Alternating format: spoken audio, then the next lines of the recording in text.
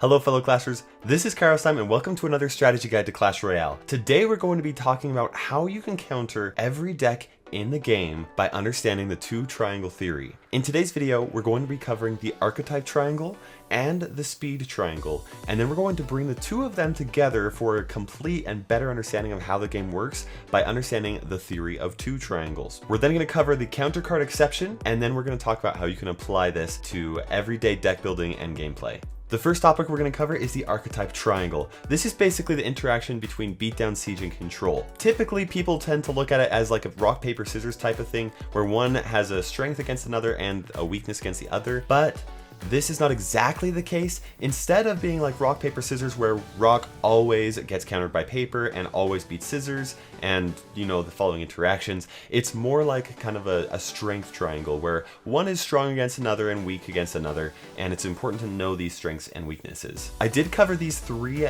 archetypes in a previous video, so make sure you check that out. We are going to briefly cover them in this video as well. First, we have the Beatdown archetype. Its win condition role is to protect support units that are going to be the primary damage destroyers. Its overall focus is all about creating an overwhelming offense while defending if needed and if possible. Beatdown decks prefer fighting on your side of the arena and overwhelming you with an overpowering force. The Siege archetype's primary win condition role is to be the primary tower destroyer from a distance. This means that your overall focus playing Siege is going to be bouncing between offense and defense depending on what the situation calls for. Siege players stay on their side of the arena and prefer to stay on their side of the arena. The Control archetype's win condition role is to be the primary tower destroyer up close and personal. In order to do this, Control archetypes focus on defensive gameplay that are all focused on positive elixir trades and counter pushes. They prefer fighting on their side of the arena where it's easier to make positive trades so that they can cash those trades in for powerful offenses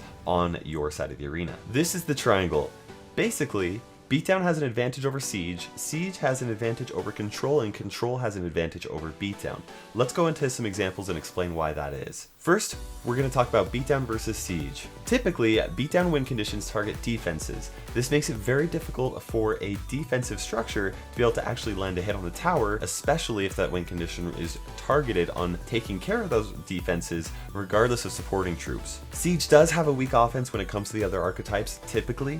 Because of that, they do have a hard time breaking through heavy tanks that are typically found in the Beatdown playstyle. That being said, it's important to realize that Siege players can focus on just defending, but if they only focus on defending, they're never going to break through and they're never going to win. When we take a look at Siege versus Control, Control decks prefer to defend on their side of the arena, but Siege decks force their opponent to go onto the offense, and because of this, Control decks have a hard time making those positive elixir trades that are so essential to their powerful offense. This also prevents Control decks from counter pushing. Control decks have a really difficult time breaking through the defenses of a Siege building, and even if they are able to do so, typically the Siege player has another defense ready to stop them. When it comes to Control versus Beatdown, Control decks prefer to play on their side of the arena, and Beatdown also prefer to play on the enemy side of the arena. Because they prefer to fight on the same side of the field, the Control has the home field advantage. In addition, Control decks typically disrupt the Beatdown playstyle, and because of this, it makes it difficult for those Beatdown decks to actually build up an offense and support their defense at the same time. Now, I know a lot of you people are saying, hey, well, I play Control and I beat Siege, or I play Beatdown and I beat Control decks all the time. This is only one part of the puzzle.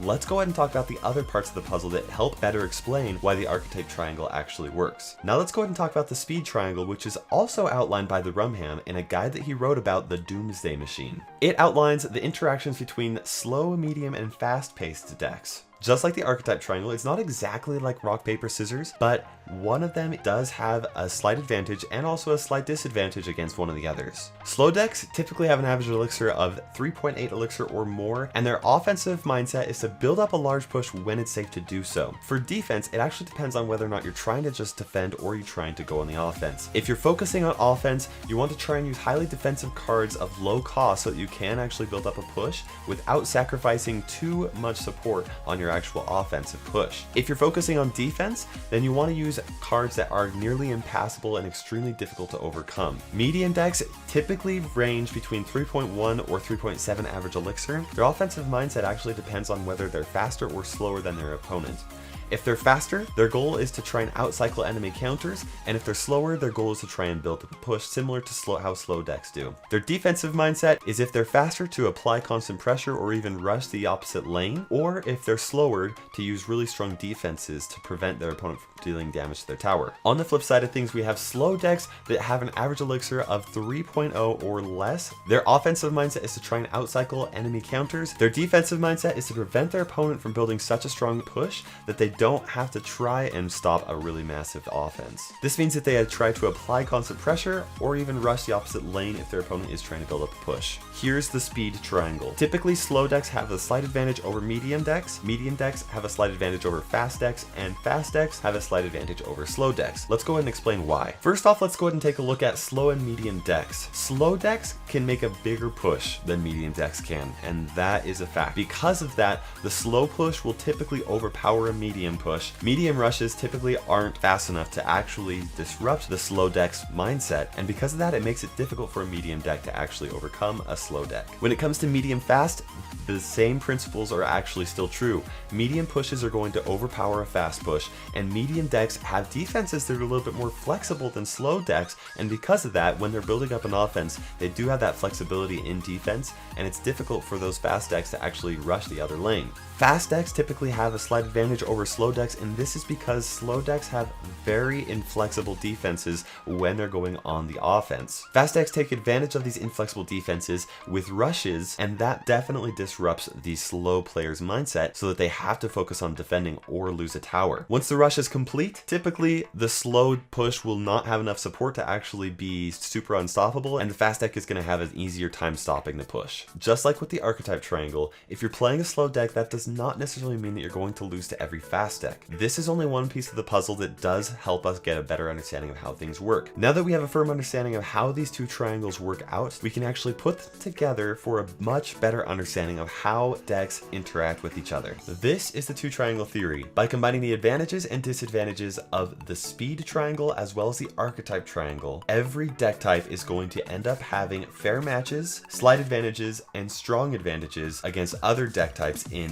the game. A fair match is where your deck type is going to have one advantage in one of the triangles and one disadvantage in the other triangle. Because you have an advantage and a disadvantage, this is considered a fair match, where typically the determining winning factor is going to be your card levels, your skill, or even whether or not your opponent has counters to your cards. If we take the 9 deck types, each one of them is going to have 3 fair matches. For example, let's go ahead and take a look at the slow beatdown deck type. Slow beatdown is going to have a fair match against a fast siege deck because it's at a speed disadvantage, because fast has an advantage over slow, but beatdown has an advantage over siege in the archetype triangle. Similarly, it's going to be strong against the medium control deck when it comes to speed, but control has an advantage over beatdown, and that makes that a fair advantage. It's also going to have a third fair match when it's going to be facing against another slow beatdown deck. Because of how everything works out, to every deck type there are going to be 3 other deck types that are going to be fair matches, one of those being its same deck type. Now let's talk about what a slight advantage is. A slight advantage is where you're going to be the same in one of the triangles, so both control decks or both fast decks, but you're going to have an advantage in another triangle. This definitely can be overcome with skill, but it does take a little bit of skill. Here's a diagram that explains all of the slight advantages. Every deck is going to have 2 deck types that it's going to have a slight advantage over, and 2 that it's going to have a slight disadvantage to. For example, let's go ahead and take a look at that slow beatdown deck. It's going to have a slight advantage over medium beatdown decks because they're both beatdown, but slow has an advantage over medium, and it's also going to have a slight advantage against a slow siege deck because they're both slow, but beatdown has an advantage over the siege. In addition, it's going to have a slight disadvantage against slow control decks because they're both slow, but control decks have a slight advantage over beatdown decks. In addition, it's going to have a slight disadvantage against fast beatdown decks because they're both beatdown, but fast has an advantage over slow. Now let's go ahead and take a look at strong advantages. A strong advantage is where you have an advantage in both of the triangles. This is difficult to overcome, but it is possible with lots of skill, or with the counter card exception that we're going to be talking about later in this video. We can take all 9 different deck types and show all of their strong advantages. Let's once again take a look at the slow beatdown deck. When a slow beatdown deck is facing a medium siege deck, it is strong against that medium siege in both the speed triangle because slow beats medium, and also in the archetype triangle because beatdown Beatdown has an advantage over Siege. And fast control decks are going to have a strong advantage against slow Beatdown decks because it has a speed advantage and an archetype advantage. To take a look at the strong advantages, slight advantages, and fair matches, here is a 2-triangle cheat sheet that you can take a screenshot of now. There's also going to be a printer-friendly version, link in the description below. Now that we have a firm understanding of how the 2-triangle theory actually works, let's go ahead and talk about when it does not work. The countercard exception is what brings everything together. The countercard exception is this. A deck might have an advantage over another deck despite archetype advantages and speed advantages because the deck has good counters to the cards in the other deck. This means that if you're at a strong disadvantage against a specific deck type, you can overcome it by having cards that do a good job at countering the cards in your opponent's deck. Let's go ahead and take a look at some examples of how this all works out. Your deck might be weak against a slow control deck, but if you have lightning in your deck, you're going to have a much easier time facing against your opponent because you have a good way to clear your opponent's win condition. Maybe your opponent has the minion horde in their deck where every time they play it, you get a 2 elixir advantage, or they're forced to hold the minion horde in their deck the entire match. If you are weak to maybe slow beatdown decks where you have a golem coming down the lane and you have the inferno tower in your deck, this is going to make it a little bit easier for you to face your opponent, even though it should be a strong disadvantage. If your opponent has the giant and you have the P.E.K.K.A is going to shred through that giant and then add for a strong counter push even afterwards. Maybe you have a really difficult time dealing with hog rider control decks that maybe are fast cycle. If you have Tombstone and maybe a couple other cards in there, you're going to be able to counter your opponent's deck even though you might have a strong disadvantage. Almost anytime if your opponent has an elixir collector and you have the rocket, if you can get rid of the elixir collector every single time, it's going to disrupt your opponent's mindset and make it difficult for them to be able to actually build up the push the way that they want to. Now let's go ahead and talk about how we can apply this into actually playing the game and building your deck. The first thing you're going to want to do is examine the meta. By examining the meta, you're then going to be able to choose a deck type that is very anti-meta, meaning that it has good advantages over a lot of the meta decks in there and not as many disadvantages against a lot of the meta decks in there. You're going to want to take a look at both archetype and speed and select from there. The next thing you're going to want to take a look at is the quick sheet that I showed you a little bit earlier, a couple slides back, and you're going to want to find out which deck types are going to do a good job at countering your deck type. This means that you're going to then want to include good counters to the common cards that are used in those meta decks. You're going to want to take a look at both speed and archetype disadvantages and be able to select which cards to put in there to try and counter those meta cards. For example, let's take a look at a medium siege deck. A medium siege deck that would also include the Inferno Tower and the Skeleton Army in their deck is going to be anti-slow beatdown. Slow beatdown, according to the 2-triangle theory, is very strong against medium siege, but because the Inferno Tower does such a good job at getting rid of heavy tanks, and paired with the Skeleton Army as well in case your opponent has the zap for the Inferno Tower, is going to make it so that this deck is an anti-slow beatdown deck. And then the medium siege part of the deck is going to have a fairly easy time dealing with the rest of the decks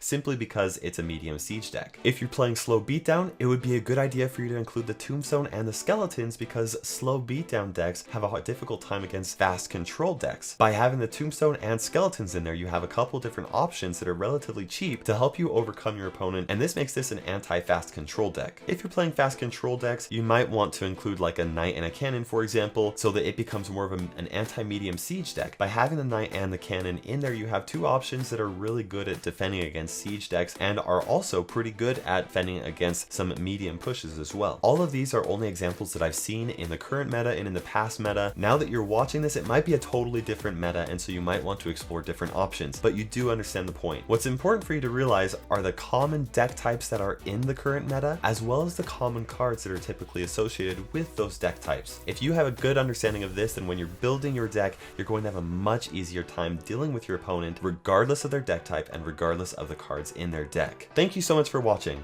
If you like this video, make sure you give it a thumbs up, subscribe to my channel, leave a comment, share it with others so that they can get better at the game as well, and don't forget to clash on. For now, this is Kairos Time ticking by, and we will see you in the arena.